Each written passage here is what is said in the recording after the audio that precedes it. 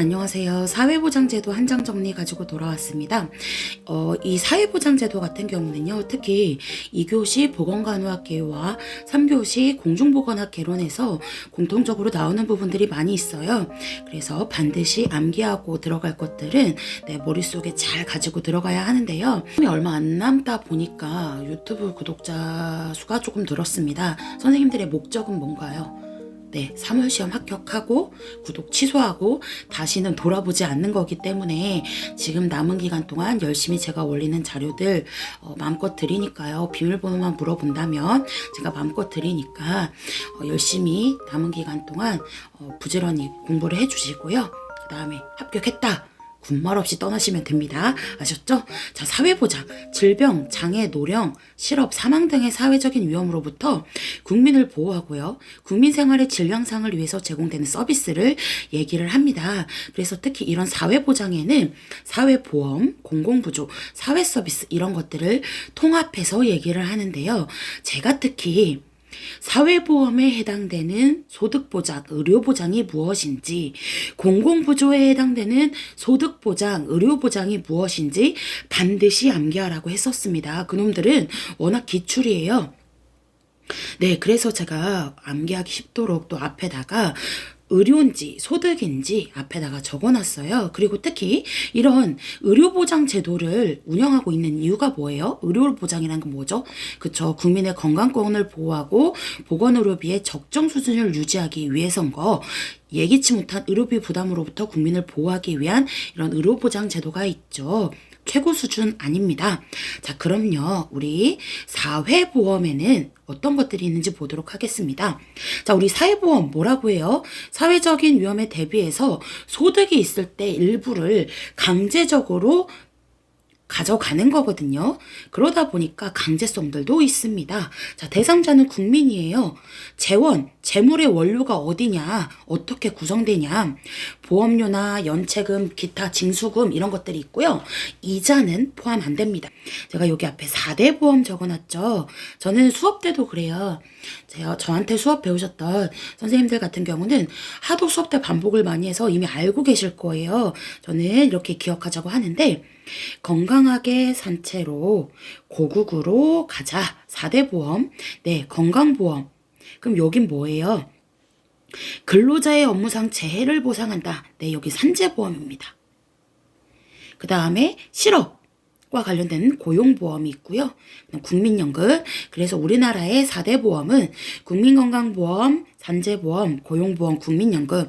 그러다가 이제 5대 보험까지 물어보면 노인장기 요양보험이 들어가게 돼요. 특히 4대 보험은 반드시 기억하셔야 되죠. 제가 이 4대 보험에서 의료보장, 소득보장 이런 것도 알아야 된다고 했었습니다.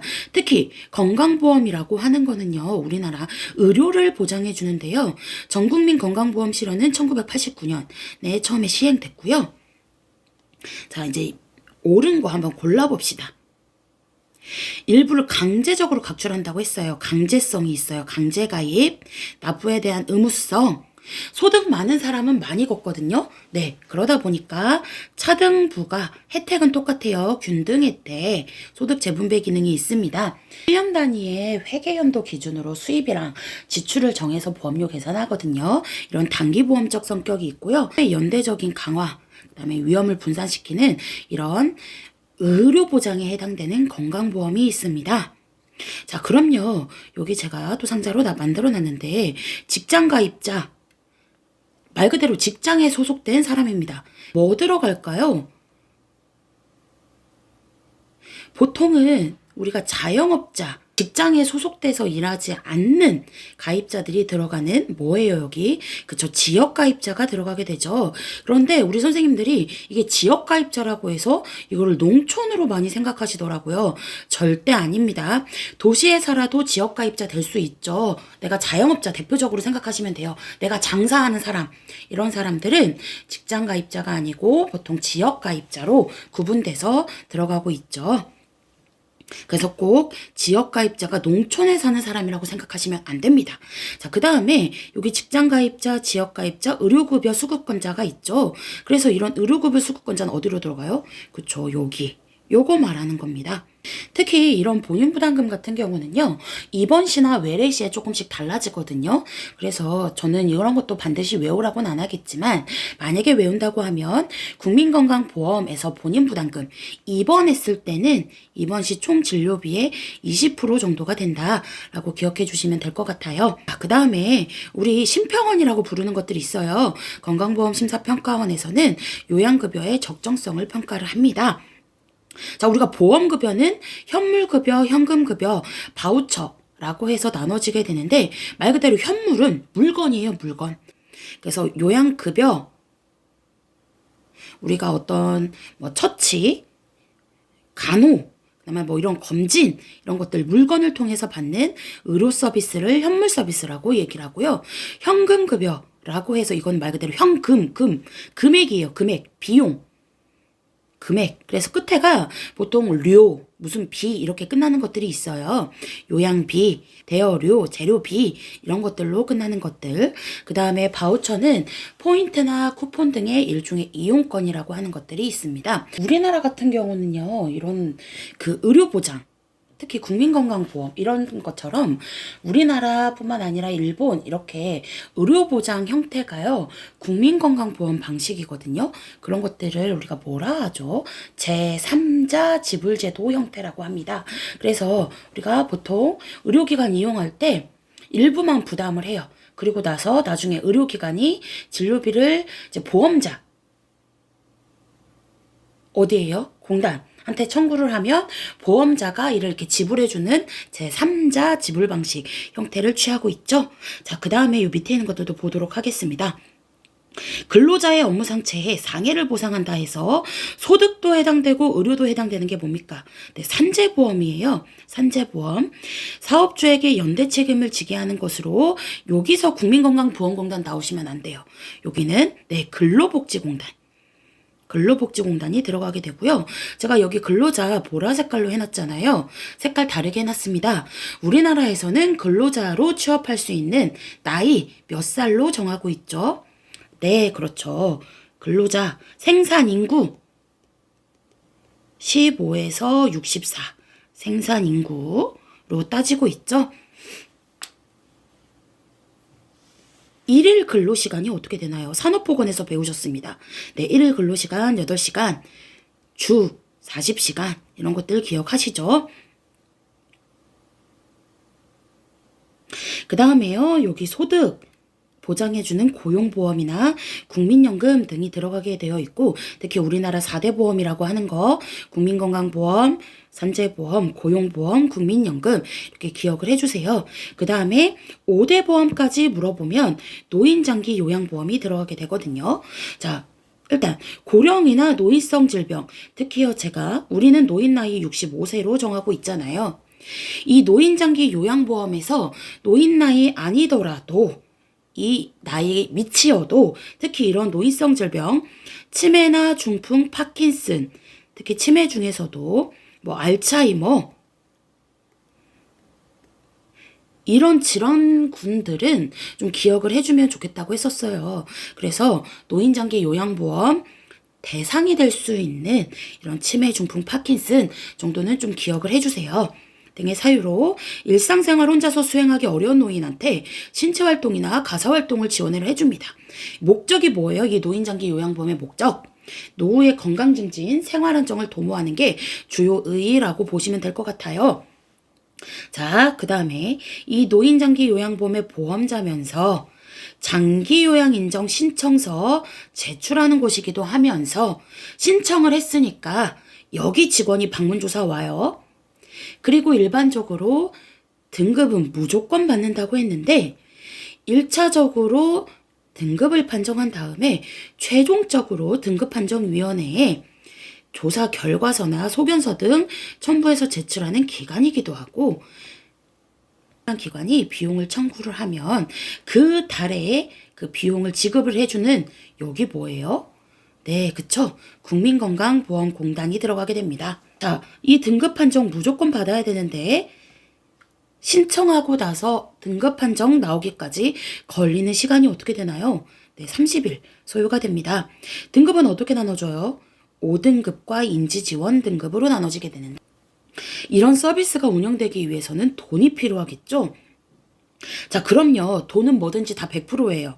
이 100%의 돈 어떻게 운영이 될까요? 자, 일단 장기요양 보험료. 우리가 보통 60에서 65%가 들어가게 되는데 이 장기요양 보험료는 건강보험료액에다가 장기요양 보험료 유를 곱한 게 장기요양 보험료인데요.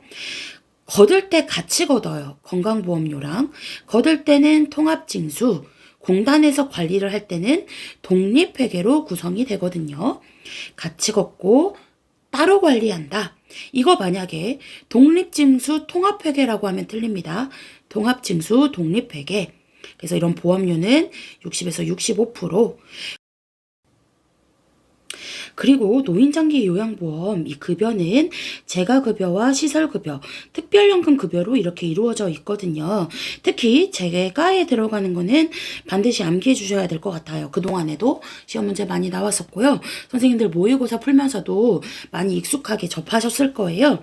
재가급여는 말 그대로 가정에 대상자가 존재한다 해서 재가급여거든요. 내가 내 집에서 지내다 보니까 얼마나 좋아요. 장점. 친숙하고 익숙해요. 사생활 보호도 잘 되겠죠. 다만 시설의 장점이 재가의 단점이라고 보시면 돼요. 대신 종합적인 서비스 받기가 어렵고 응급 상황이나 이런 상황에서 신속하게 대처하기가 어렵겠죠. 자, 재가급여에 들어가는 거는 방문자 들어가는 게 3개가 들어가게 됩니다. 그래서 보통 장기요양 요원이 신체활동이나 가사활동을 지원한다 해서 방문요양, 목욕설비, 목욕차량을 통해서 대상자의 집에 방문하는 방문 목욕이 있고요. 방문간호 같은 경우는 방문간호 지시서에 따라서 간호를 제공하는 방문간호가 있는데 특히 이 방문간호는 제공할 수 있는 사람들이 있었잖아요. 간호사 2년, 우리 간호조무사 선생님 3년, 치과위생사 이렇게 있었습니다. 간호조무사에 해당되는 거는 반드시 암기해 주셔야 되겠죠. 그래서 특히 이 방문간호, 간호조무사 경력 3년이잖아요. 우리 조무사 선생님의 취업실태, 현황보고 이런 것도 제가 3년이었어요. 당연히 누구한테 보고하는 거예요? 네, 보건복지부 장관한테 이거 3년 얘기하면서 제가 구강건강, 구강보건 실태조사 3년, 상급 종합병원이나 뭐 전문병원, 건강증진시설에 대한 평가 이런 것들 3년 얘기 많이 했었죠. 숫자 정리해 놓은 거에서 얘기했었습니다. 자, 그리고요, 우리가 하루가 주간, 야간 나눠져 있잖아요. 이 재가급여에서 하루 중 일정 시간을 제공한다, 주야간, 단기 서비스, 일정 기간을 제공한다, 단기. 우리 모의고사나 이런 시험에서는 뭐 일주일간 돌봄이 필요하다. 그래서 단기간 적용하는 서비스가 뭐냐라고 해서 재가급여에 해당되는 단기 서비스도 있고요. 대상자가 사용하는 물품을 우리가 복지용구라고 합니다. 그래서 일반적으로 가격이 비싸면 살 수가 없어서 대여 물품으로 들어가고요. 가격이 저렴한 뭐 요실금 팬티나 뭐 지팡이 이런 것들은 구매용품으로 들어가게 되는데 그런 물품을 이용해서 도와주는 기타 재가급여라는 항목이 있어요. 자, 이런 재가급여 본인 부담금 몇 프로라고요? 아까 여기서 얘기했죠? 15%. 자, 그 다음에 시설급여에 해당되는 게 우리가 일반적으로 의료복지시설을 얘기를 하거든요. 의료복지시설. 책에는 보면요, 여가복지시설도 있고 주거도 있고요, 뭐 노인보호 전문기관도 있고요. 다양한 것들이 많이 있잖아요. 특히 의료복지시설에 해당되는 게 시설급여다라고 생각하시면 됩니다. 2개가 있어요. 하나는 노인요양시설, 또 하나는 노인요양 공동생활가정 이렇게 있거든요. 그래서 앞에 4글자가 똑같습니다. 노인요양시설과 노인요양 공동생활가정, 사람 수가 많은 10명 이상 시설, 사람 수가 9명 아래인 노인요양 공동생활가정. 그래서 우리 책에서 보면요, 설명이 똑같아요. 치매 중풍 등 노인성 질환 등으로 대상자를 입소시켜 생활에 필요한 편의를 제공한다 라고 해서요, 특히 이 둘 중에 가정과 같은 주거 여건을 제공한다 하면 이런 거 고르셔야 돼요. 우리 시험에서도 이전에 나왔었습니다. 그래서 시설급여 물어보면 노인요양시설과 노인요양공동생활가정이라고 하는 거 기억을 해주시고요. 이런 시설급여의 장점은 뭐예요? 종합적인 서비스나 응급 상황에서 신속하게 대처가 가능한 것들.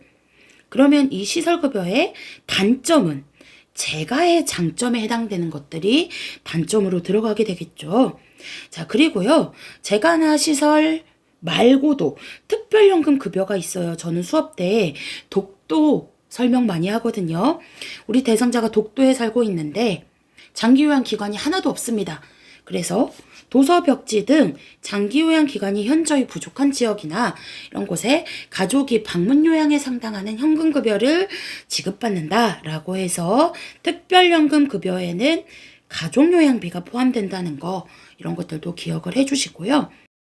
자, 공공부주에 들어가는 것도 한번 보도록 할게요. 아까 전에 사회보험에서 4대 보험 반드시 기억해야 된다고 했고, 그 4대 보험, 5대 보험 포함해서 소득보장이 뭔지, 의료보장이 뭔지 반드시 암기하셔야 된다고 했었습니다. 저 같은 경우는 건강하게 산채로 고국으로 가자 늘 얘기 많이 하거든요. 건강하게 산채로 고국으로 가자, 노인. 사회보험에서 소득보장 뭐예요? 요거 3개. 소득을 보장해 주는 거. 공공부조에서, 공공부조 같은 경우는 공공의 돈으로 도와주는 거거든요. 공공의 돈으로 취약층, 빈곤층을 도와주는 건데요. 공공부조 또는 공적부조라고도 얘기를 합니다. 소득보장에 해당되는 산고국, 산재보험, 고용보험, 국민연금. 공공부조에서 소득에 해당되는 거 뭐 있어요? 그쵸? 기초생활보장제도 반드시 외우셔야 되죠. 소득보장, 공공부조에서 소득을 보장해 주는 건 기초생활보장제도다. 이렇게 나오기도 하고요. 공공부조에서 의료를 보장해 주는 건 의료급여다. 이렇게도 나오기도 하잖아요. 예, 이거 헷갈리시면 안 됩니다. 의료급여는 사회보험에 해당된다. 사회보험 아니죠. 어디예요? 공공부조예요. 공공부조. 보험료 부담 능력 없는 사람에 대해서 공공의 돈으로 저소득층에게 의료를 보장해주는 서비스를 얘기를 합니다. 의료보장, 의료급여 같은 말 아니고요. 의료보장은 더 넓은 범위죠. 그래서 의료보장 같은 경우는 공공부조에서 의료보장이 의료급여고, 사회보험에서 의료보장은 뭐예요? 건강보험이랑 산재보험, 노인장기 요양보험. 그래서 제가 앞에 소, 의 이렇게 해놓은 거 반드시 외우셔야 해요. 자, 우리 일반적으로요. 1종, 2종으로 나눠지게 되거든요. 그래서 책에도 보면 1종 수급권자도 굉장히 많이 나오죠. 해당되는 사람. 2종 수급권자도 되게 많이 있어요. 그거 안 외우셔도 된다고 생각합니다. 저는. 그래서 다만 1종 수급권자, 2종 수급권자가 나뉘게 되는데 우리가 이렇게 1종, 2종으로 나눠지는 거 뭐예요? 건강보험도 아니고요. 뭐 산재보험도 아니고요. 뭐라고요? 네, 의료급여라고 하는 거. 그러면 우리가 일반적으로요. 이렇게 의료급여 수급권자들 같은 경우는 진료를 이제 국가에서 돈을 지원을 해주는 거잖아요. 자, 어디 의료기관을 먼저 이용할까요? 네, 1차 의료기관, 다음에 이 1차, 2차, 3차 이렇게 순서대로 이용을 할 수가 있습니다. 자, 여기서 의료기관이라고 나왔잖아요. 의료법에서 정의하는 의료기관이랑 같다고 보시면 안 돼요. 의료법에서 정의하는 의료기관은 10종이 있죠. 그래서 여기에 보건소 안 들어가요. 여기서 말하는 의료법에서 말하는 의료기관은 의원급, 병원급, 뭐 조산원 이렇게 해서 10종이 있어요. 예전에는 9종이었지만 개정되면서 10종으로 바뀌었죠. 아직 개정되고 나서 시험에 한 번도 안 나왔습니다. 충분히 나올 수가 있고요. 10종. 자, 1차 의료기관, 보통 지역사회 주민들이랑 가장 밀접해 있는 보통 보건소, 지소, 뭐 의원급 이렇게 얘기를 하거든요. 보건소는 의료법에서 정의하는 의료기관에 포함이 안 된다라고 이렇게 보시면 돼요. 꼭 기억할 거. 나 너무 헷갈린다. 모르겠다. 그럼 때려 죽어도 기억할 거는 뭐예요? 공공보조에 들어가는 거는 특히 소득보장, 기초생활보장제도랑 의료급여, 의료보호라고도 하는 의료를 보장해주는 거. 1종, 2종으로 나눠지게 된다. 기억 꼭 해주세요. 그 다음에 여기 밑에 들어갈 거 뭔지 한번 보도록 하겠습니다. 주소득자의 사망이나 중한 질병, 가정폭력, 화재로 생계 유지가 어렵게 된 상황에서 긴급 지원 요청 시 필요성이 인정되면 바로 혜택을 받을 수 있는 보건시책 뭘까요? 정답 보기 있어요. 네, 긴급복지 지원 제도라고 하는 게 들어가게 됩니다. 자, 그 다음에 이제 마지막 사회 서비스라고 하는 거는요, 어떤 특정 기준만 맞으면 이용할 수 있는 서비스를 얘기를 합니다. 그래서 대상자는요, 장애인이나 노인, 뭐 아동, 그 다음에 뭐 임산부 해서 법률이 정한 특정인이다라고 보시면 되고요. 상담이나 뭐 재활, 뭐 사회복지시설의 이용 등을 제공하면서 정상적인 사회생활이 가능하도록 지원하는 것이라고 해서 사회 서비스 기억을 해주시면 될 것 같고요. 보통은 이제 특정 기준만 맞으면 지원받을 수 있다고 했잖아요. 그래서 여기는 뭐 소년, 소녀 가장 들어가기도 하고 임산부들이 들어가게 된다라고 보시면 될 것 같아요. 그래서 이런 것들 사회보험, 공공부조, 사회서비스 통합해서 무슨 제도라고 하나요? 네, 사회보장제도라고 합니다. 이 사회보험에서 소득이 있는 사람한테 일부를 강제적으로 뺏는 거예요. 소득 재분배 기능이 있고 특히 강제가입이고 많이 버는 사람은 많이 걷어요. 그러다 보니까 차등적으로 부과한다. 차등 부과. 혜택은 똑같이 줘요. 소득 재분배 기능이 있다. 이런 것들을 기억해 주시고, 제가 앞에 해놓은, 저는 일단 4대 보험, 건강하게, 국민건강보험, 건강하게 산채로 고국으로 가자. 노인, 5대 보험까지 하면요. 특히 소득보장, 의료보장에 해당되는 거는 산재보험 유일하게 하나 있고요. 의료보장이 뭔지, 소득보장이 뭔지 반드시 기억을 해주시고 공공부조에서 소득이랑 의료보장이 뭔지 이런 것들도 기억을 해주세요. 선생님들 공부하시기 아마 힘들 텐데요. 남은 기간 이제 얼마 안 남아서 마음 더 조급하실 거예요. 그래서 원래는 정리본을 만들 생각이 없었다가 제일 어려워하는 부분이기도 하고 한눈에 보기 쉽게 정리 한번 해봤습니다. 오늘도 공부하시는 선생님들 응원하고요. 남은 기간 조금만 더 힘내보도록 하겠습니다.